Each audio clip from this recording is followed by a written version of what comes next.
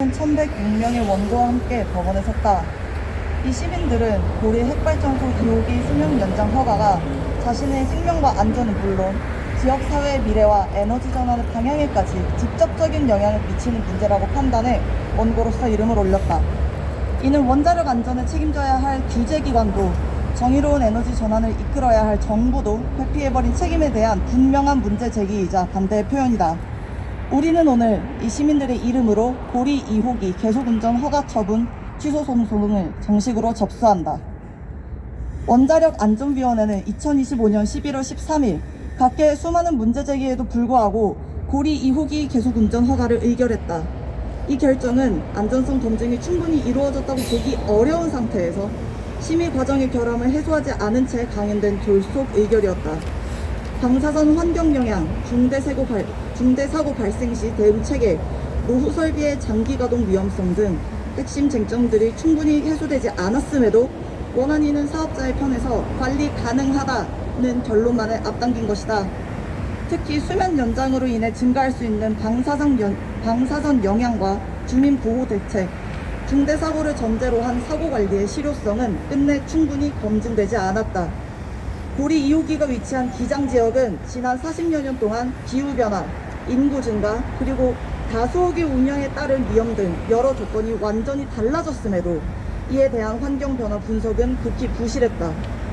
노후 핵발전소의 특성상 더 엄격한 기준이 요구됨에도 불구하고 원안위는 기존의 낙관적 과정을 반복하는 데 그쳤다. 원안위는 안전을 판단한 것이 아니라 위험을 감수하겠다는 선언을 내린 것이다.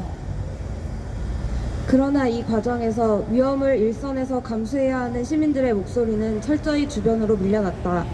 고리 핵발전소 반경 30km 이내에는 약 320만 명이 거주하고 있으며 고리 2호기를 비롯해 10기의 핵발전소가 모여있는 세계 최대 핵발전소 밀집 지역이다.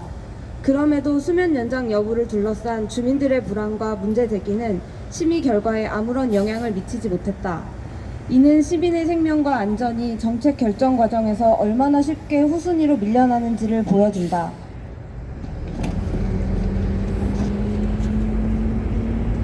이번 소송이 고리 2호기 하나만에 문 이유는 여기에 있다. 이재명 정부 임기인 2030년까지 고리 2호기를 포함해 총 10기의 핵발전소가 설계 수명 만료를 앞두고 있다. 고리 2호기에서와 같은 졸속 심의와 책임 회피가 용인된다면 동일한 방식의 수면 연장은 다른 노후 핵발전소들에서도 반복될 것이다. 이번 소송은 바로 그 관행에 제동을 거는 첫 번째 법적 싸움이다.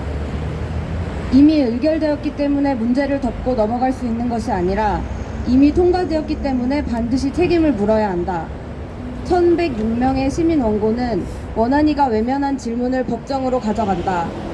우리는 이 싸움을 고리 2호기에서 멈추지 않을 것이다. 노후 핵발전소 수면 연장이라는 위험한 정책이 반복되지 않도록 법정 안팎에서 끝까지 책임을 묻겠다. 시민의 생명과 안전 앞에서 타협은 없다. 2026년 2월 10일 소송 원고 1106인 고리 2호기 수면 연장 백지화 시민소송단, 탈핵시민행동, 환경운동연합.